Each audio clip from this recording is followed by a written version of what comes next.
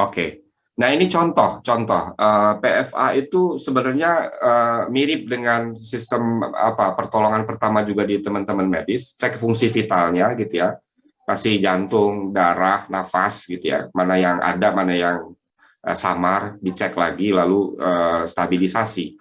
Nah, ini PFA sebenarnya stabilisasi kondisi mental. Apa yang distabilkan itu adalah emosi dulu, karena serangan emosi, takut, khawatir, bingung, cemas itu ada di daerah tengah ya. Nafas kena, terburu-buru, jantung juga ikut, pencernaan jadi lupa, biasanya akan kena. Jadi kalau stres berlebihan pasti fungsi lambung juga berkurang. Jadi bisa nyeri, bisa perih, bisa overeating gitu ya. Inhibiting jadi bisa banyak banget gitu.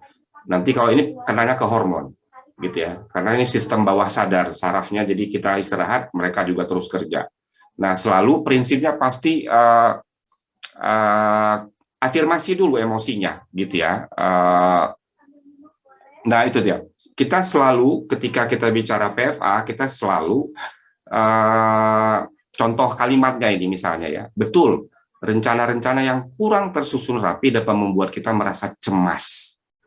Cemas itu punya sensasi tubuh yang berbeda atau panik gitu ya. Sementara banyak juga hal-hal yang tidak terduga yang perlu diantisipasi dan bersikap tenang. Nah, di edukasi untuk pertolongan pertama psikologis, kata-kata itu diserap bukan hanya oleh telinga, bukan hanya otak, tapi seluruh badan. Jadi kalau dia gelisah, kita bilang, ibu merasa takut ya, gitu.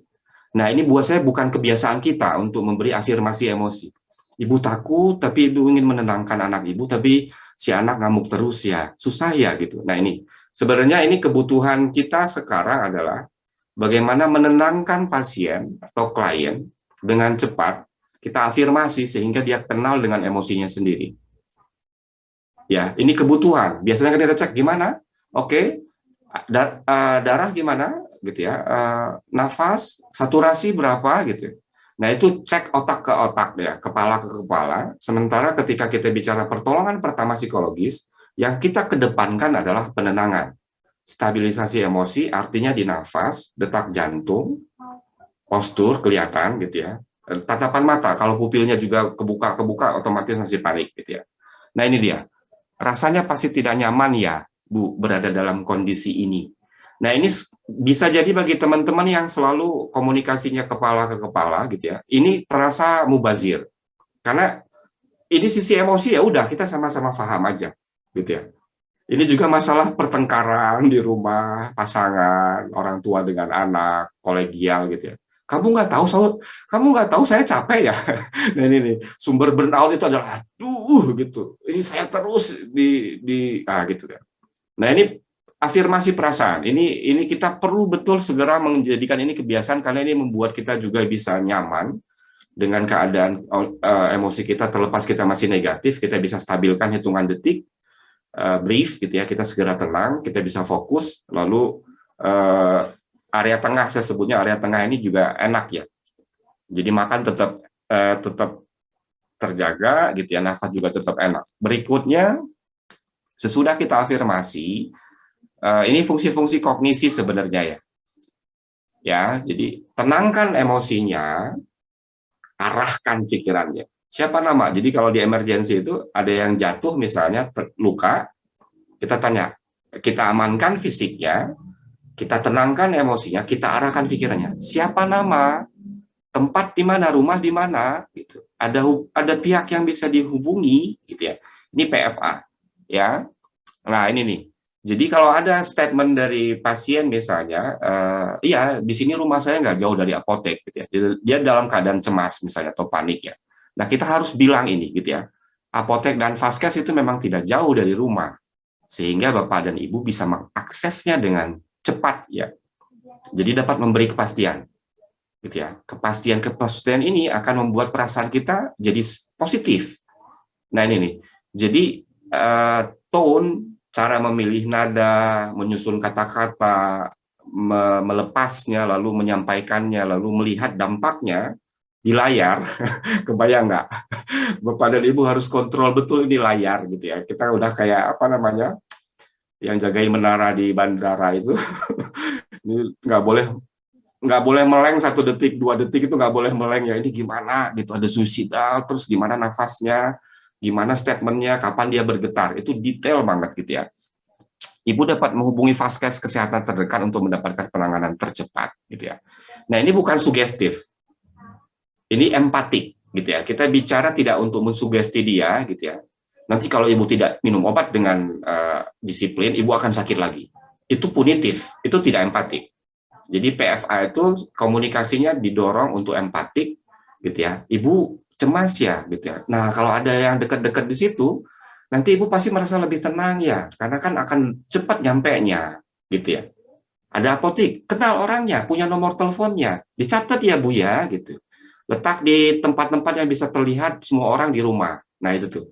Kita edukasinya juga hangat, lembut, tenang, kita dorong dia untuk jadi berkembang rasionya, bukan kita ancam atau kita iming-imingin.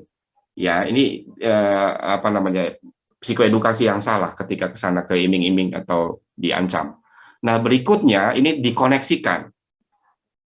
Ya, jadi kita selalu ini satu paket. Jadi kalau ada orang yang menyampaikan keluhan fisik dan mental, kita lihat diantaranya apa. Nah, ketika masuk ke mentalnya, kita tenangkan emosinya, kita arahkan pikirannya, kita koneksikan dia dengan sumber-sumber yang positif. Ini juga dalam rangka hari apa ya, kita berusaha mengurangi bunuh diri. Ini tema besar kesehatan jiwa ya, Pak Bapak Dokter Munte gitu. Jadi ini buat saya juga bagaimana teman-teman menerima komplain gitu ya, atau orang tiba-tiba berkeluh kesah, saya udah capek, saya mau mati aja. Nah, gimana cara coba? Yang ini perlu ya, perlu karena kita menjaga teman sejawat di lingkaran kita ini. Nah, mengkoneksikan itu selalu mengajak dia sebenarnya untuk attach secara emosional dengan kita, gitu ya. Emosi, kita rasakan betul emosinya, kita arahkan pikirannya, dan kita koneksikan. Orang-orang yang menutup diri, menarik diri, merasa tidak berguna, merasa tidak diharapkan, gitu ya, ada isu unwanted, rejected, gitu ya. Mungkin kecilnya juga dia verbal abuse yang dia terima sebagai ini isu tua betul ya, persaingan saudara sekandung. Saya tidak lebih cantik, saya tidak lebih pintar, itu bisa membuat kita breakdown ya. Jadi kalau kita udah berusaha terbaik, nggak dihargai, memang jelek juga gitu, ya udahlah gitu. Aku nggak ada gunanya juga. Nah ini susah membangkitkan lagi orang-orang yang punya cedera panjang tadi yang seperti kata Bapak Dokter Munte katakan gitu ya. Cedera psikologisnya panjang, ada PTSD dan ini sudah ada sebelum bahkan COVID ya. Atau lebih jauh kita menduga ini ada kompleks trauma. Ibunya sendiri mengalami perlakuan yang jelek, dia sebagai anak juga dapat gitu ya. Ini transmisi nilai buruk bergenerasi. Nah, ini udah hitungannya udah kompleks trauma. Nah, yang ini perlu kita koneksikan dia gitu ya. Nah, ini nih. Jadi semua penanganan itu sebenarnya mendorong empati. Orang bisa terkoneksi lagi dengan berkualitas pada siapapun di sekitarnya. Gitu ya. Penanganan online itu membuat kita sadar betul bahwa si pasien harus dikoneksikan dengan orang-orang terdekatnya untuk diamankan juga.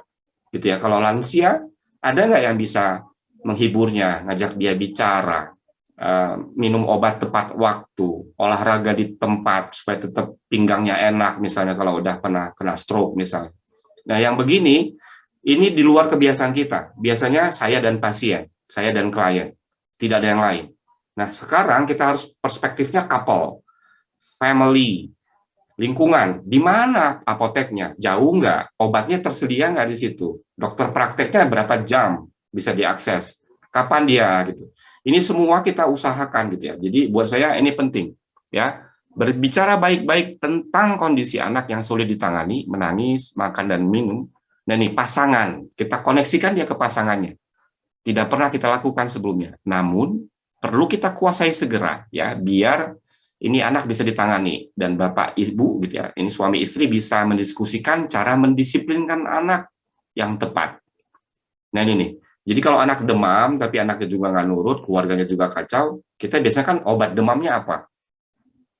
Bukan bagaimana membangun sistem ini biar anak aman. Nah itu tuh cara berpikirnya ketika jadi online jadi lebar. dan kita butuh services yang genuine gitu ya dari hati, dan ini bisa dapat rasanya oleh pasien. Nah ini nih, apakah kira-kira ada orang dewasa di dekat rumah ibu yang dapat dimintain tolong? Berarti kan kita koneksikan dia ke lingkungannya atau ke keluarganya, ya. Berikut, nah, mengenali apakah ini ya, ini jelas pasti. Komplain sebelumnya ini masih belum. Nah ini keluhan tanpa gejala itu somatic complaint.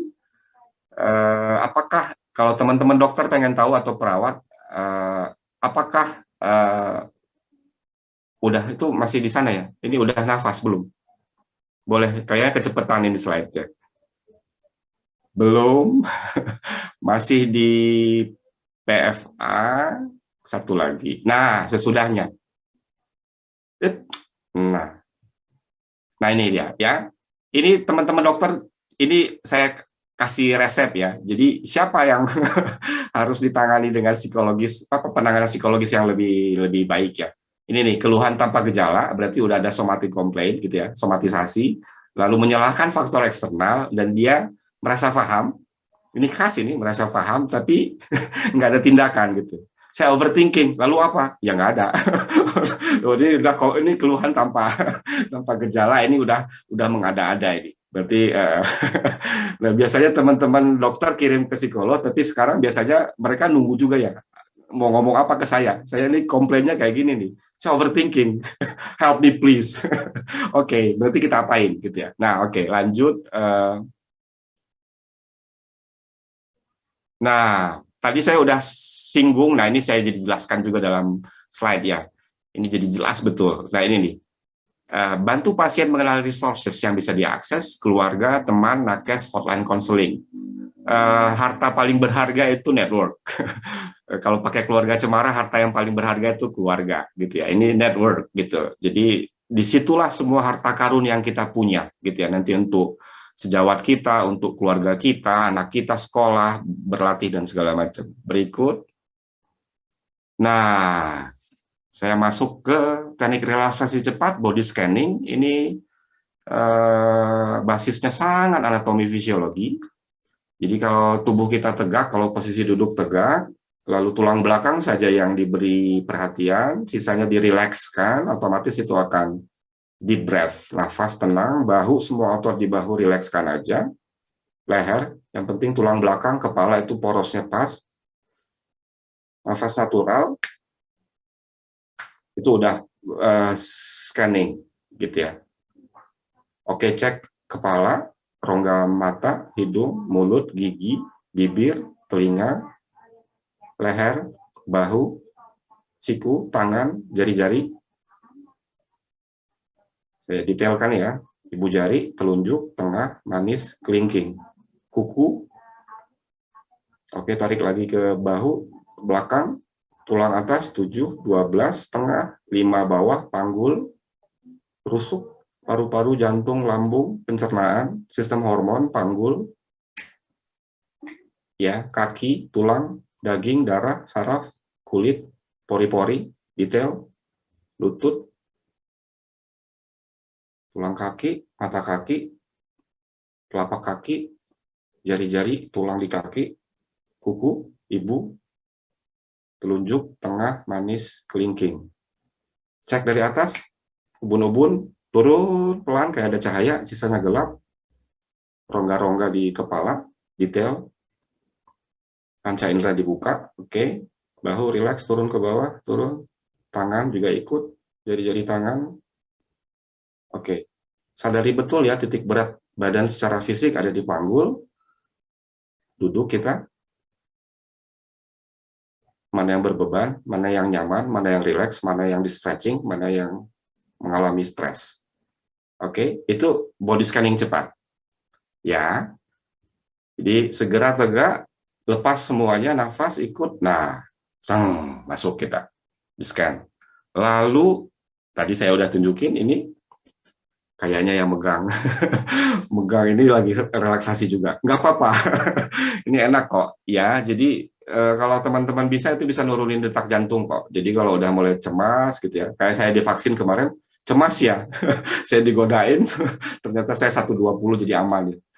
Bercanda Pak, kata dia gitu. Nah oke, ini body scanning cepat, lalu berikutnya teknik nafas dan koreksinya.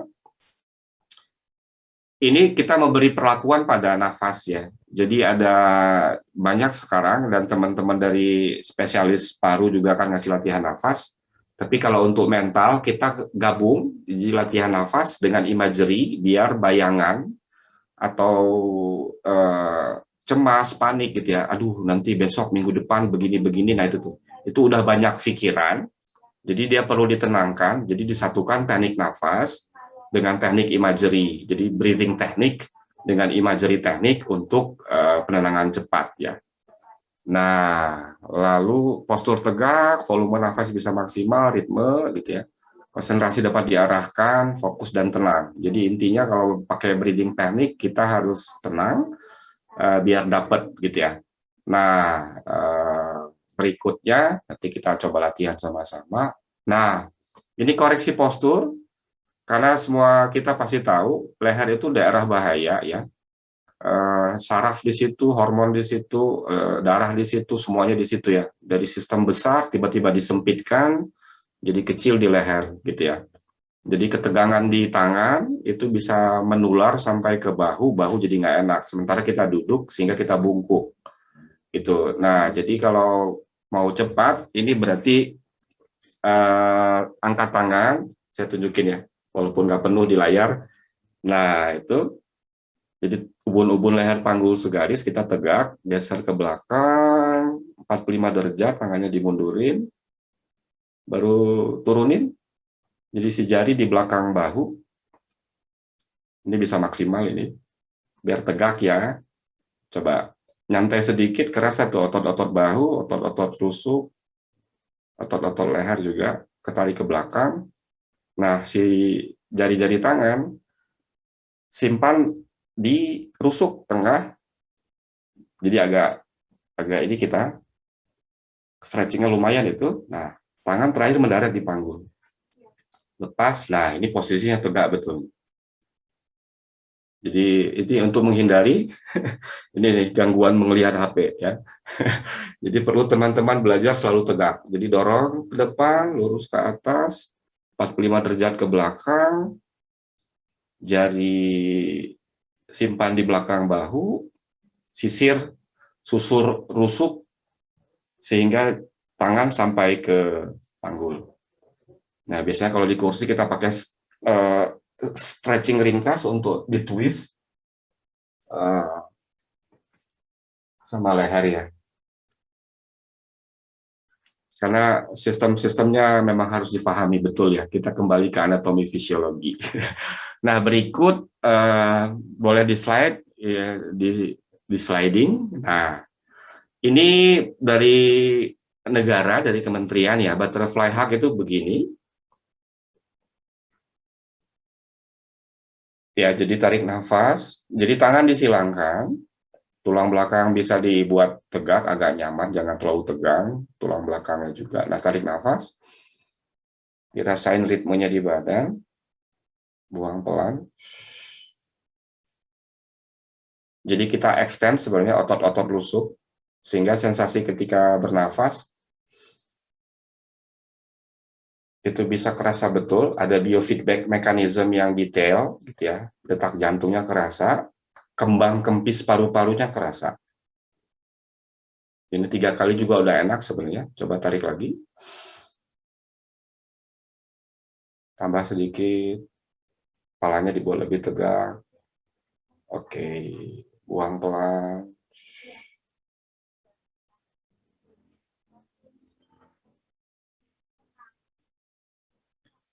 Kerasa ya? Enak? Nah, ini sebenarnya untuk membuat kita bisa paham bahwa detak jantung itu berbeda sama kembang kempisnya paru-paru. Jadi kalau jantung sistem saraf di ke-trigger, ada cemas, ada panik, ada gelisah, jantung berdebar, otomatis paru-paru ikut. Jadi kalau kita butterfly hug, kenapa kita dengan cepat tenang? Karena kita bisa bedakan ini jantung, ini paru-paru. Nah, berikutnya itu nafas diafragma, kita tambah lagi porsinya. Saya berdiri sedikit biar saya tunjukin ya. Nah, ini Ini di sini, tangan kanan di ulu hati, tangan kiri di perut. Nah, ini 3 sistem yang dicek langsung.